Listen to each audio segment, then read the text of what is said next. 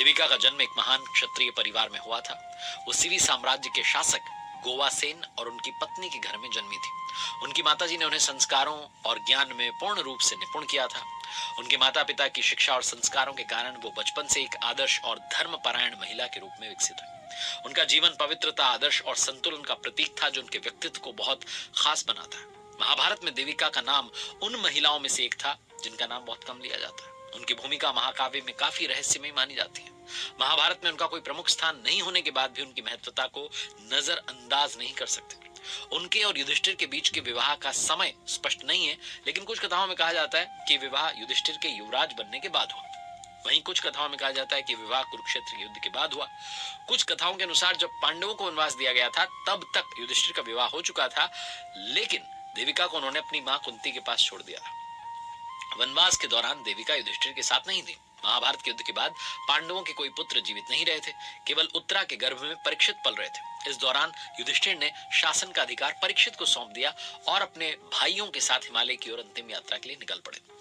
देविका का विवाह द्रौपदी के बाद हुआ था, लेकिन महाभारत में उनका उल्लेख बहुत कम मिलता है। युधिष्ठिर जब अर्जुन के साथ द्रौपदी के स्वयंवर में भाग लेने गए थे तो उन्होंने राजा द्रुपद से स्वयं को अविवाहित बताया था। यही कारण है कि देविका के विवाह का समय और स्थान स्पष्ट नहीं हो सका। हालांकि कुछ ग्रंथों में कहा गया है कि उनका विवाह युधिष्ठिर के राज्याभिषेक के बाद हुआ था। देविका का व्यक्तित्व बहुत ही पवित्र और सरल था। वो भगवान श्री कृष्ण की अनन्य भक्त थी और जब भी कोई समस्या आती वो भगवान श्री कृष्ण से प्रार्थना करती थी। उनका जीवन एक आदर्श जीवन था जिसमें उन्होंने हर स्थिति में संतुलन बनाए रखा। वो महाभारत की अन्य महिलाओं के साथ अच्छे संबंध रखती थी, द्रौपदी के साथ भी स्नेहपूर्वक रहती थी। दोनों का एक दूसरे के प्रति सम्मान था, एक दूसरे के अधिकारों का आदर करती थी। हालांकि द्रौपदी की शर्त थी कि जब भी वो पांडवों में से किसी के साथ रहेंगी तब उनकी पत्नियों में से कोई भी उनके आपसी मिलाप में रुकावट नहीं डालेगा। महाभारत में देविका का उल्लेख रत्न के रूप में किया गया है, जो उनके पवित्रता और महान चरित्र को दर्शाता है। उन्हें केवल युधिष्ठिर की पत्नी थी, बल्कि एक आदर्श पत्नी और धर्म पत्नी भी थी। उनकी सुंदरता और गुणों के कारण वो हस्तिनापुर और इंद्रप्रस्थ में बहुत सम्मानित थी। तो जैसा मैंने कहा कि द्रौपदी और देविका के बीच में एक सुंदर और आदर्श संबंध था, जो दोनों की समझदारी और परिपक्वता को दर्शाता था। द्रौपदी की स्थिति के बाद भी देविका ने कभी भी अपनी स्वाभाविक और पवित्र नीतियों से समझौता नहीं किया।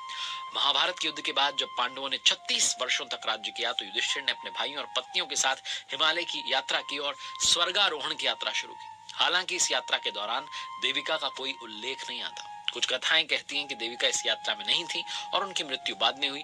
वहीं कुछ कथाओं के अनुसार देविका इस यात्रा के दौरान गिरकर मृत्यु के पास चली गई थी। उनका नाम महाभारत की स्वर्गारोहण यात्रा में नहीं आता और ये माना जाता है कि उन्होंने स्वर्ग जाने से पहले ही दुनिया को छोड़ दिया था। देविका की मृत्यु के बाद उनका नाम धीरे धीरे इतिहास में धुंधला पड़ता गया। उनकी महानता और पवित्रता को लोग भूलने लगे।